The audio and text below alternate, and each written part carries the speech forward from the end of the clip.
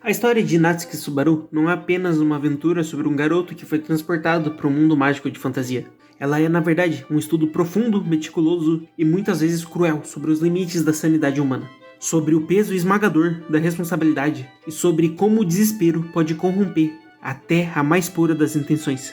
E é justamente por isso que eu vou te mostrar por que o episódio mais perturbador de ReZero sempre é o próximo.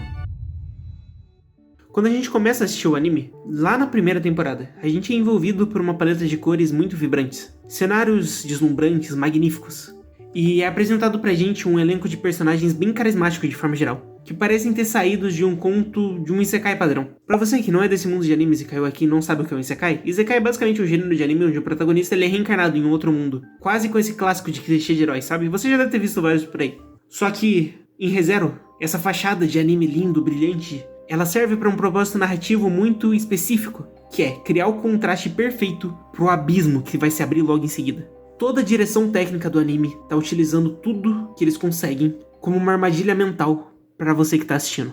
A gente é condicionado a relaxar quando a gente vê esses ambientes iluminados, mas ReZero, ele inverte essa segurança de forma sistemática. A cada novo arco, a calmaria é só um prelúdio pro banho de sangue que tá vindo. Isso faz com que o público assista a cada minuto com uma sensação constante de antecipação, ansiedade e estranheza. Você sabe que algo horrível vai acontecer.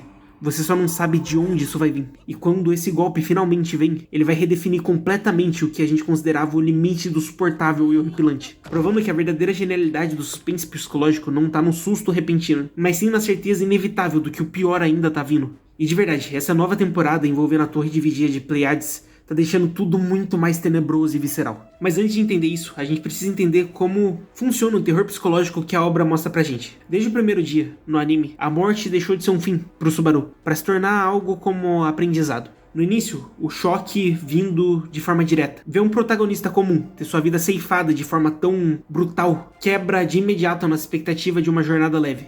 Mas o autor, o Tapei Nagatsuki, ele estava apenas arranhando a superfície do mundo que é ReZero. À medida que a história foi avançando para a mansão de Roswell, o terror ganhou camadas de paranoia e desconfiança. O Subaru se viu preso em um ciclo onde as pessoas que ele desejava proteger e com quem ele estava tentando construir laços genuínos se tornaram seus carrascos devido a mal-entendidos, maldições invisíveis e segredos ocultos.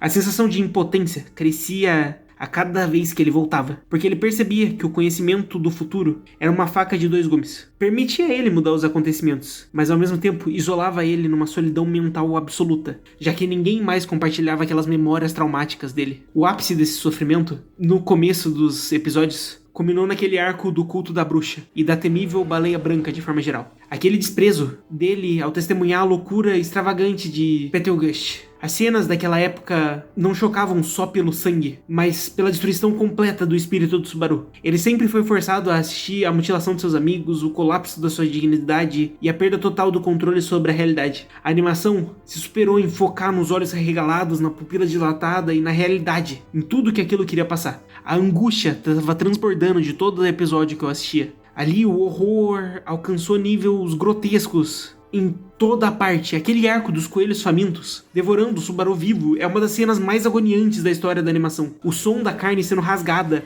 com o silêncio absoluto do cenário de neve, sabe? Tudo aquilo cria um caos de pânico. Naquele ponto, a gente achava que ReZero já tinha cruzado todas as linhas possíveis de brutalidade. Que o protagonista já tinha pago um preço mais alto que podia existir para alcançar a salvação dos seus amigos. Mas eu tava totalmente enganado.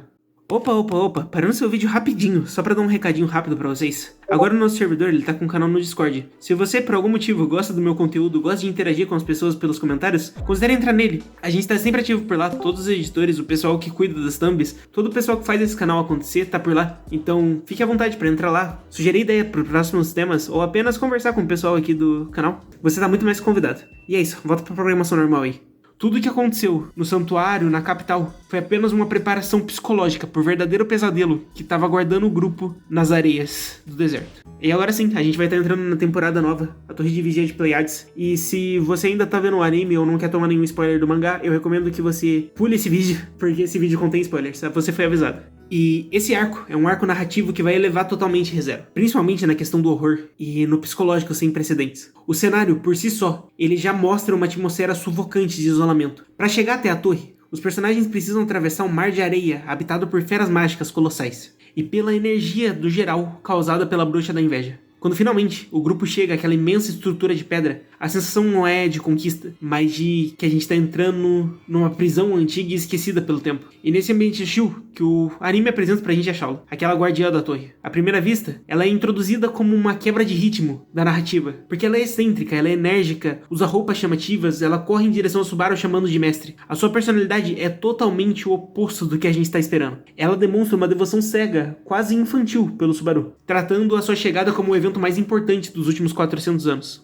Justamente essa dinâmica é muito bem pensada, porque gera uma falsa sensação de segurança que a gente tem, e que o anime cansou de deixar a gente assim. Porque a gente pensa, apesar do perigo, a torre vai ser um porto seguro, nada vai acontecer aqui dentro. Eles só vão chegar lá, resolver o mistério e voltar. Bom, essa devoção da Shaula, ela não nasceu de uma escolha livre ou de um afeto puramente humano. Ela é o resultado de uma programação bem antiga, rígida e absoluta. Ela não é apenas uma garota simpática com poderes mágicos, ela é uma extensão viva da própria torre e das suas diretrizes invioláveis. O contraste entre ela e a realidade da sua existência começa a se manifestar. As regras do local é explicada. A torre possui leis estritas. É proibido sair sem permissão, é proibido vandalizar, é proibido falhar nos testes, é proibido quebrar os selos. Enquanto as regras forem mantidas, Shaula vai ser a companheira mais dócil que eles podem ter. Mas o anime constrói uma tensão magnífica ao deixar claro, através de pequenos detalhes visuais e silenciosos, que tem uma linha que vai separar a Shauna de um monstro. Mas pra mim, a verdadeiro horror da temporada não tá só na violência física ou no sangue. O verdadeiro ponto de virada e o mais perturbador ocorre quando o Subaru, por razões misteriosas ligadas aos segredos da torre, perde completamente a sua memória. Ele acorda em um dos andares da torre sem saber quem é, onde ele tá ou o que ele tá fazendo ali. Ele esqueceu toda a sua jornada com aquele grupo, desde o primeiro dia que ele chegou. Ele não lembra da Emília, não lembra do seu amor por ela, não lembra dos laços que ele construiu com Beatrice, Han, Julius, e mais importante, ele não lembra do seu próprio poder, o retorno pela morte. O gatilho mental, sabe, da crise de identidade é explorado aqui magnificamente. Imagina a situação sob a perspectiva do novo Subaru. Ele acorda se sentindo o mesmo garoto frágil, inseguro e assustado, que acabou de sair de uma loja de conveniência no Japão. Mas de repente, ele se vê cercado por indivíduos dotados de poderes divinos, capazes de destruir montanhas. E todos eles olham pra ele com profunda admiração, respeito e expectativa. Eles veem ele como se fosse um herói, confiam suas vidas a eles, e esperam que eles os lidere para superar os testes impossíveis da torre. A pressão psicológica, a partir disso, é esmagadora. O Subaru começa a sofrer de paranoia extrema. Ele olha aquelas pessoas que afirmam amar ele e enxergar como amigos e companheiras, e ele só consegue ver monstros perigosos e instáveis que vão matar ele a qualquer momento se descobrirem que ele é um impostor que perdeu as memórias. E para piorar a situação, a torre está impregnada de miasma denso da bruxa da inveja, uma substância mágica invisível que amplifica a forma drástica dos sentimentos negativos. O medo, desconfiança, agressividade de qualquer ser vivo, o efeito corrosivo, causa pânico, tudo piora. E justamente sobre esse efeito, exposto pela própria vulnerabilidade, o comportamento do Subaru sofre uma transformação radical. O garoto que antes estava usando diálogo, empatia e o sacrifício para se unir às pessoas, agora está usando força bruta, gritos, agressão física, puro instinto de sobrevivência. Ele está totalmente violento, está totalmente paranoico. A gente vê cenas chocantes onde o Subaru, tomado pela raiva, empurra seus aliados, esmarra as paredes, esfaqueia para trás. Os seus olhos perdem aquela determinação, aquela vontade que ele tinha de salvar todo mundo. E agora só tem lugar para loucura e hostilidade. Ele começa a planejar traições, desconfiar de cada palavra dita ao seu redor e enxergar conspirações em cada gesto de carinho normal. A transformação é tão profunda que a gente passa a sentir medo do próprio Subaru, o herói que a gente passou a acompanhar, torcer. Foi substituído por um indivíduo instável, agressivo e totalmente perigoso, que está disposto a fazer qualquer coisa, até as mais horríveis que seja, para escapar daquele pesadelo, daquela torre. A violência psicológica em ver o Subaru se fragmentar e cada vez mais perturbador vai ser o teste definitivo da sua existência. E justamente essa descida potencializa de forma assustadora todo o suspense da obra. O anime utiliza planos de câmera focado nos detalhes do colapso do personagem. O suor escorrendo pelo rosto, o tremor das mãos, a veia saltadas na testa durante os surtos. Tudo nesses momentos de crise. A paleta fica mais vibrante pra você ficar literalmente sem ar desse lado da tela, sabe? O trabalho da dublagem também é totalmente impecável. Atuação? Você acha mesmo que isso é uma atuação? Tá dizendo que o que eu tô fazendo agora é uma encenação? Se eu soubesse atuar, você não acha que eu faria uma... E a trilha sonora eu nem preciso falar. Os sons são mais quase que industriais, batidas cardíacas, silêncio. A quebra da música do nada é tudo muito bizarro. E toda essa estrutura narrativa da torre funciona como um mecanismo de moer a esperança. Quando a gente acha que o Subaru atingiu um limite absoluto pelo sofrimento, ao ver seus amigos morrerem de forma horrível, a história avança e mostra que ele pode sofrer ainda mais, ao esquecer eles e passar a odiá-los. Toda vez que um ciclo se encerra através da morte, um novo recomeço acontece. O ponto de controle se atualiza em um momento de extrema desvantagem, selando os traumas anteriores, e jogando isso cada vez em uma situação mais caótica e sem saída evidente. Não tem uma progressão linear, sabe, que mostra alguma resolução pro Subaru. Só uma caminhada de tortura. Você não consegue prever quem vai sobreviver no próximo minuto, quem vai trair quem sobre o efeito do miasma, ou qual vai ser o próximo horror visual que o estúdio vai apresentar. A série tá treinando a gente para abandonar qualquer otimismo que a gente tenha, fazendo com que cada início de episódio seja encarado como um misto de temor e horror de forma geral. Porque a gente sabe que a mente criativa por trás dessa obra sempre vai encontrar uma nova maneira de quebrar totalmente o espírito humano e começar com um novo desespero.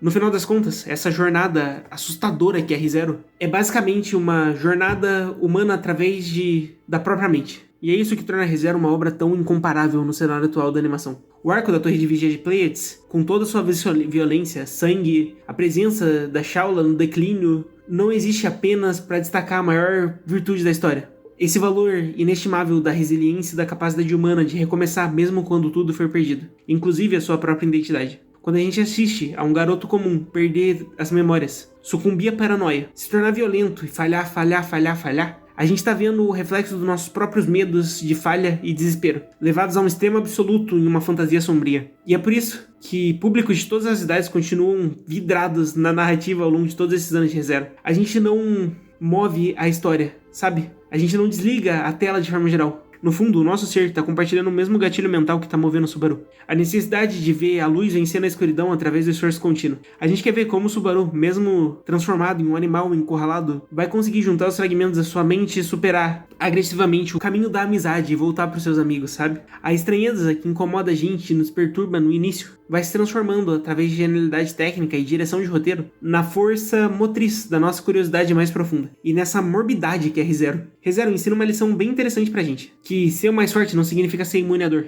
A loucura ou o erro significa ter coragem de encarar o mar de sangue do passado. Aceitar as próprias cicatrizes e defeitos. E ter força espiritual de levantar a cabeça para o que quer que venha. Porque não importa o quão horrível, visceral ou desesperador seja o cenário atual, a roda do tempo sempre vai passar e a gente não tem algo para poder voltar e resolver. E o destino sempre vai trazer pra gente um novo desafio. E provavelmente o próximo episódio vai ser o mais perturbador da jornada, com uma promessa de testar nossos limites. Afinal, é justamente isso que ReZero faz. Ele espera você baixar a guarda e te dar um soco no estômago. Bom, mas o que eu tinha pra falar da obra basicamente é isso. Muito obrigado por me ver até aqui. A gente se vê no próximo. E considere hypar o vídeo, isso me ajuda muito. E considere se inscrever no canal também. 80% das pessoas que assistem os vídeos não são inscritos. E é isso, até mais. Vira membro aí, na moral. Vira membro. Tá baratinho, vira membro.